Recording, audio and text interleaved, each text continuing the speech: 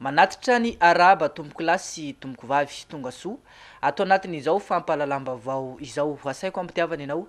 tsy saraka aminay hatramin'ny farany ny pejy politika avy hatrany ny hoetsika manomboka ny izany vaovao izany amin'ity alina ity mety ny fanatanterahana ny fifitianana araka ny lalàna misy eto amin'ny firenena izany hoe araka ny daty efa voatondro ny gouvernemanta raha ny fanenkevitry ny avy eo anivony etsika roy tompona ndraikitra amin'ny fandaminana ny firenena kosa izay filoham-pirenena olany eo ozy hatrany izany fanenkevitra izany mahakasika ny fivoizan'ny mpanao politika sy ny kandida sasany ny amin'ny tokony any amorana ny datin'ny fifidianana nohony ayay amin'ny mety sy ny korontana dia nilaza ny roy fa samy tompona ndraikitra amin'ny fitandrona ny filaminana avokoa ny olo-pirenena tsiraray ary tsy tokony voasariky ny fandrangitana etseroa anakorontana ihany koa ny olona raha ny fanazavana izy ireo. Marina hoe betsaka ny ayay zany kasika ny fifidianana misy toy hoe iskorotana izy zao ny anjarantsika olo-pirenena tsiraray ngamba no voalohany ndreka aloha tsy tokony voataritarika amina fikorotana isan-karazany anjaran'ny mpitsehatry sy rehetra koa zany anaty fifidianana koa zany tokony hiezaka mampangarahara sy ampandeharaka tokony izy ny fifidianana zany ireo koa zany ny force de l'ordre tokony hanao ny asany araka tokony izy koa zany ny vanim-potoanantsika sarotra satria tsika mbola anatin'ny famana krizy nandalo krizy namaivetsika teo ary ny fiasan'ny pirenena anatin'ny roy sy ny voifiretsina zay anatin'ny roy ihany koa zany mihevitra fa hoe toboako zay zany ny krizy lavareny eto amintsika aoko zay zany fifidianana dia miteraka krizy foana matetika zany le zany tsy tokony izy tsony ary fifidianana ohatr'izao zany fotoana anankiray zany ahafahana anisan'ny zany fitaovana anankiray ahafahana mamandy krizy zany fa tsy misy ny olana tsy tokony ampandehanana ny fifidianana amin'ity taona ity hoy ny paitoekarena olo John Rabona ilaina ny fanovana ifotony fa ny lalàna ihany koa dia tsy maintsy hajaina izay filoham-pirenena olany eo no tokony ametraka ny fanovana na ny fanarenana ifotony mifanaraka amin'izay programa navina ampiaramonina hoentiny araka ny nambarany ity paitoekarena ity raha ny tokony ho izy dia efa mirositsika makany amin'ny fifidianana idiky zany fa zay rehetra mieritreritra hoe hosarotra ny atokamana amin'izany dia diso lalana tanteraka Madagasikara dia amin'ity taon'ity 2018 dia efa niomana niaraka tamin'ny vahoaka niaraka tamin'ireo fiogona be resam-pirenena amin'io fifidianana io raha resaka hoe mila fanovana ifotony hitediavana ny lalana tokony izorana mba ho any amin'ny tsaratsara kokoa dia everina fa anjaran'ny vahoaka sy miprograma nasa napetraky ny candidat zay mapetraky ny candidat amin'io no afana mijeriny zany fanovana ifotony zany satria miala avany amin'ny programa daholo izany ny vahoaka tokony mijereny zany ary raha resy lahatra izy dia mazava ho azy fa zay ny tokony irofona amin'ny fotoana eo amin'izy alafa mavao makasika amin'ny fiatrehana ny fiomanana amin'ny fifidianana izay hatrany dia napafantatra tamin'ny fomba ofisialy ny fitsanganany androany ny fivondrona ny fiarahamonim-pirenena mijoro ho mpanaramaso ny fifidianana na ny safidy na ihany koa sampana anaramaso ny fifidianana ivon'ny demokrasia ifarimbonana hiasa ao anatin'ny distrika misa 430 amin'ny faritra valo manerana nosy izany fivondrona ny fiarahamonim-pirenena izany ka vola mitentina 10,000 sy 7 euro no teti-bola ho ampiasain'izy ireo anatanterahana izany asa rehetra izany izay vola novatsiany vondrona europeana tompotina sara no mitatitra ny antsipriany olona misy 540 avy amin'ny fiarahamonim-pirenena samihafa misehatra amin'ny fifidianana no ao anatin'ny safidy na ny sampana fanaraha-maso ny fifidianana ivon'ny demokrasia ifandrombonana fikambanana izay natsangana anaraha-maso ny fifidianana eto Madagasikara manomboka amin'ny fifidianana filoham-pirenena izay ataony fahafitony volana novambra izao iparitaka amin'ny distrika misa 430 amin'ny faritra Moromania Analamanga Atsinanana Boeny Atsimo Andrefana ary Andromo izy ireo tanjona amin'ny fananganana ny safidy ny tsirika izay mety ho tsy fanarahan-dalàna amin'ny fanatanterahana ny fifidianana raha ny lalàna eto amintsika dia tsy afaka mandray fepetra avy hatrany amin'izay mety tsy fanarahan-dalàna hitan'ny mpiambana ao anatin'ity mpanaramaso ny fifidianana ity fa mijanona ho mpamevaovao ny senisy ny HCC ihany izy ireo saingy afaka mitorana anivon'ny fitsarana fahafana maefa kosa raha toa ka misy trangana tsy fanarahan-dalàna ananan'ny profy mazava. Ao anatin'ny lalàna sy ny fividianana ilay lalàna fa 12 tsika ohatraohatra vano momba amin'ny fitondranana ankapobeny fividianana sy fitsapan-kevi-bahoaka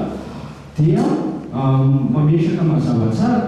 fa tsy afaka mijabaka ao anatin'ny fampandehanana ao anatin'ny raha fividianana ireo mpanara-maso ny fividianana. Izany hoe na misy ara ny lesoka hita fa tsy mety dia tsy afaka ataontsika hoe intervenir amin'izay lesoka izay ireo mpanara-maso ny fividianana. Fa mandray ansoratra izany izay ilay obligation d'impartialité an'ilay observateur. Fa na zany na tsy zany anefa io lalàna voalaza teo aloha teo ihany dia manome fahefana ireo mpanara-maso ny fividianana ametraka fitoriana eo anivon'ny fisarana mahery. Izany hoe raha ohatra ka ny fividianana filoham-pirenena zany dia eo anivon'ny haute cour constitutionnelle fisarana avy mombana lam-panorenana no ametrahana ireo tsy fanarahan-dalàna izay hita nandritra ny asa fanaraha-maso nataony teo anivon'ny birao am-pividianana. Fa matsimbola avy amin'ny vondrona Europeana no iasan'ny fikambanana safidy amin'ity tetikasa ity. Vola mitetina 10,7 tapitrisa ny teti-bola ampiasain'izy ireo amin'izany. Lafim-baovao mahakasika ny vidim-piainana ankoatra ny fiovaovany vidin'ny solika eo amin'ny tsena iraisam-pirenena dia antony mampiakabidin'ny solika eto amintsika ny fianan-danja ny vola ariary nanamarika nefa ny paitoekarena iray fa tsy ny fialana ao anatin'ny faribolan'ny midina ny tsena ifanakalozana vola vahiny no amaha izany olana izany fa ny fampitombona ny entana izay ahondrany Madagasikara mankany ivelany. Arao ny mahakasika izay fanampanazavana izay. Raha izay ny faniritsika any amin'ny taux de change fixe zany dia anjaran'ireo izay mivoy an'izany no manazava hoe ahoana no fiantraikany any amin'ny vahoaka. Fa ny zava-misy kosa amin'ny lafiny teknika dia ny taux de change sahany io dia misy lafiny maro ao anatin'ny safidy mety apetraka ny atao hoe politique de taux de change. Zany hoe misy ny taux de change fixe, misy ny taux de change flottant, fa eo anelanelan'izay dia misy karazana taux de change maromaro amin'ny politique. Misy ny taux de change sélectif, ohatra zany hoe rehefa hanafatra lasantsa anisan'ilay valiteny teo dia fixena kely aloha amin'iny vaninandro iny na ampidininana kely le taux de change amin'iny secteur ohatra hoe lasantsy na vary afarany. Misy indray ny taux de change glissante, zany hoe tsy atao mihoatra be, tsy atao midina loatra fa mihodina eo amin'ny manodidina -10 plus 10 eo. Ny mahavaolana an'io dia ny fampitombona foana ny entana ahondrana. Mbola tsy tonga amin'izany Madagasikara. Zany hoe raha ohatsika ka mbola mijanona foana amin'ny fanondranana kafe, jirofo, crevette ka eo amin'ileo matière première foana ka vitsy. Zany hoe misy zany ny elanelana ao amin'ny vidin'entana afarany sy ny vidin'entana ahondrana dia lavaka be mampiteraka ny fitodongana vola malagasy. Zany hoe tokony avadika ilay izy, tokony manondrana vokatra, zany hoe miakina amin'ny programme anazy hoe manondrana vokatra entana vita Madagasikara, produit d'exportation de produits finis. Zay io vao mihodina amin'izay. Fa zay mandeha tsikelikely mandra-patonga an'izay tsy maintsy misafidy ilay politique de taux de change Madagasikara. Fataorian'ny fikarohana sy ny andrana maro samihafa izay nataony manam-pahaizana sy ny teknisianina teo amin'ny sehatry ny fambolem-bary dia fantatra fa iroso amin'ny famokarana masomboly voafantina hybride na ny vary safiotra isika eto Madagasikara atoato. Misaroa moa ireo masomboly ireo izay mety ampiarina eto amintsika izay mahazaka ny toetany sy ny toetrandro araka ny fanazavana nomeny ministry ny fambolena sy ny fiompina. Izany voka-pikarohana izany dia tafiditra ao anatin'ny fametrahana paikady anatrarana ny tanjon'ny fahavitantena ara-tsakafo ary koa ametraka ny Madagasikara amin'ny toerana mahasopotra ny ranomasimbe indiana azy. Fanampanazavana. Ny hybride moa zany dia vary maromaro no ampivadina dia afaka misy zanany zany dia ny zanany iny metisy zany raha fikatenena atao tsotsotra le izy ka nampivadin-drareo zany ny vary sinoa sy ny vary tetantsika teny Madagasikara dia nanao fanandramana tamin'izany satria ny fikarohana zany tsy vita amina saison anankiray dia tamin'ny taona 7 no navoaka ny vokatra ny fikarohana dia nisy karazam-bary anankiroa zany hita fa mety tsara eto amintsika dia io karazam-bary io zany no voizina manomboka izao ary efa nisy famokarana zany masobolo zany tany Ambavaybe tany Antsiranana teo amin'ny tany ministera fambolena izay toerana famokarana masobolo dia farany teo moa zany tamin'ilay fivoriana Frantsa Forum Afrika Chine FOCAC dia nisy fifanarahana natao mba hiditra amin'izay amin'ny famokarana ny masobolo io eto Madagasikara isika ka isany tetikasa lehibe izay ho atomboka amokarana masobolo vary safotra eo amin'ny tany velaran-tany fitariva hekitara eo Morojere izay zany toerana moana azy fa zay zany tetikasa ho atao ka afaka mamokatra masobolo ho ampiasaintsika eto Madagasikara izy fa indrindra koa ondrana amin'irety amidy amin'irety le firenena mpamoaka vary manodidina antsika ty amin'ny faritra Afrika sosialiste. Eo amin'izay sehatry ny fambolena sy ny fiompiana izay hatrany dia fantatra fa maro ny olana izay mbola sedray ny tantsaha malagasy amin'izao fotoana izao raha ninambarany filoham-pirenena mpisolo-toerana Rivo Rakotovao na izany aza nefa tsy tokony antehatra lava amin'ny famatsinana ny mpisehatra amin'ny fambolena sy ny fiompiana fa ny fitaovana hoentiny izy ireo ho manatanteraka ny asany no tokony omena azy ho fanomezana tantsoroka indrindra ho an'ireo tantsano voalasa fa antom-pisiny hetsika fampiratiana mahakasika ny sehatry ny fambolena sy ny fiompiana izay atao eny Tanjombato eny amin'izao fotoana izao tanjona amin'izany ny fampionana ireo tantsaha amin'ny mpamatsy vola fa ihany koa nisy ny fifanakalozana traikefa sy fifanakalozan-kevitra eo amin'ny mpamboly sy ny mpiompy ny Antsipriana mahakasika izay. Olana mbola sedrain'ireo tantsaha eny amin'ny tontolo ambanivohitra amin'izao fotoana izao ny resaka tsy fandriampahalemana, ny faharatsian'ireo foto-drafitrasa, ny fiovan'ny toetrandro, eo ihany koa ny tsy fahitana lalam-barotra hamoahana ireo vokatra miakatra. Olana goavana ihany koa no mbola fianteheran'izy ireo amin'ny resaka fanampiana raha nambarana Andriamatoa Rivo Rakotovao, filoham-pirenena mpisolo-toerana, ny fanomezana fitaovana enti-miasa sy torohevitra ny tantsaha, ny vahaolana maharitra isian'ny fampandrosoana ny tontolo ambanivohitra raha ny fanazavana hatrany. Ao ny tsy fandriampahalemana, ao ny tsy fampino foto-drafitrasa, ao lay farantenan'ny tantsaha foana no ampina. Miandresaka avy any fanjakana izy, voalazana Andriamatoa lehibe ny tranobe ny tantsaha teo dia ahoana indray zany, tapitra indray ny projet dia ahoana. Zay indrindra tokony laza tovovavy. Aza miaina amin'ny projet fotsiny tsika, fa projet dia mametraka atsika ho any amin'ny dingana anankiray ahafahantsika misotona ny tenantsika hiakatra ambony kokoa. Zay ny tanjona napetrakantsika amin'ity firenentsika ity raha fa napetraka ny filohantsika. Ilaintsika ny mpiara-monina fa tsy afaka ny tontolo ambanivohitra hiankin-doha lava amin'ny fanampiana. Satria indramoko eto ny mbola tsy noho izay milaza hoe raha manana havana, mpiray-tanin-drazana, mety ho sahirana ianao, mety anatin'ny anohanana asa zarana no mety sakafo izy fa mehoaran-jono izy anjono mba ahafahany tsy hangataka aminao intsony rapitsony. Nosokafana androany araka izany ny foarabe iraisan'ny pirenena misehatra ny fambolena sy ny fiompiana izay natrehan'ireo olo manan-kaja toa ny filohan'ny anteny miarandoholona sy ireo membre ny gouvernement ary ny filohan'ny pirenena mpisolo-toerana Rivo Rakotovao. Etsika tanterahana mandritra ny 3 andro etsy Tanjombato, tanjona amin'izany ny ampionana mivantana ireo tantsaha eny fotony sy ireo mpandraharaha ho vahaolana maharitra amin'ny fampandrosoana ity sehatra ity.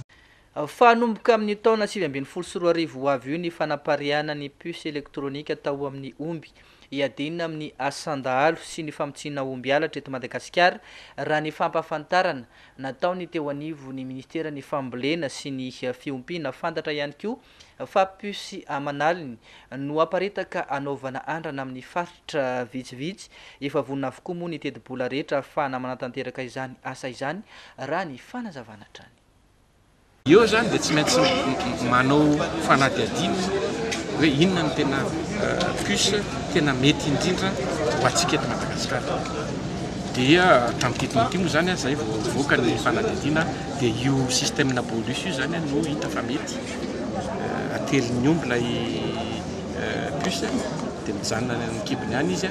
tsy azony tsy afaka voakany aty aloha io na voakany any arina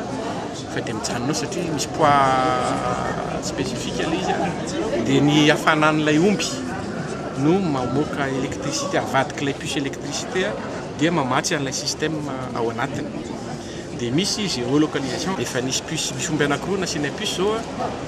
dia jerena teo ilay izy hita ao anatin'ilay carte Google hita ny toerana misy an'ilay omby zany hoe azo atao tsara mijery an'ilay omby dia ao anatin'ny omby anatin'ilay puce iny atao daholo ny information rehetra mikasika an'ilay omby amizy omby io zao ny volony oviny izy miteraka sisa dia zay zany ahafahantsika tena manana hoe kalizy moa fantatrareo tsara amin'izay le lafiny hoe alatromby zay misy resaka sécurité koa ao anatiny dia amin'ny fotoana ity zany dia misy toerana vitsivitsy anaovantsika andrana ary puce amanalina zany no eritreretina hoe ho alefa amin'ny fotoana ity amin'ny heritaony zay mihevitra fa azontsika ho aparitaka amin'izay puce électronique. Eo amin'ny pejiny tsy fandriam-pahalemana dia tsy voafeny fampiasana ny fitaovam-piadiana eto amintsika antony mampiteraka ny tsy fandriam-pahalemana raha ninambarany teo anivo ny ministera ny fiarovam-pirenena tsy maintsy atao ny famehezana ireny fitaovam-piadiana ireny indrindra fa ny basy raha ninambara ny ministra tompon'andraikitra isy ny fiarah-miasa akaiky amin'ny firenena mikambana amin'ny fametrahana pakady mahakasika izany. Nantsipriany maro ireo fitaovam-piadiana miparitaka manerana ny nosy amin'izao fotoana izao antony iray lehibe mitarika ny tsy fandriam-pahalemana eto amintsika hahafana manarina izany dia misy araka izany ny fiarah-miasa ny eo anivon'ny ministera ny fiarovam-pirenena sy ny firenena mikambana nanambara ny ministra tompon'andraikitra androany fa ny fiarah-mientan'ny olom-pirenena tsirairay avy no hahafana manarina izany ankoatr'izay nilaza ihany koa izy fa asiana famantarana manokana ireo basy eny am-pelatanan'ny olom-pirenena izay manana izany hamantarana azy ireo raha toka entiny manakorotana ny fandriam-pahalemana izany na hanaovany asan-dahalo. La sécurité zava-dehibe satria zon'ny olona zany araky ny déclaration universelle des droits de l'homme zon'ny olona miaina ao anatin'ny fahalemana zon'ny olona koa zany miaina ara-dalàna ao anatin'ny tsy fitebitebena kanefa raha tany fisidina faritra be dehibe teto Madagasikara dia nataonay dia miparitaka fitaovam-piadiana paritaka tsy fantatra tsony avaiza ilay fitaovam-piadiana avy any amin'ny tompon'andraikitra ve sa misy manao antsokosoko fampidirana an'le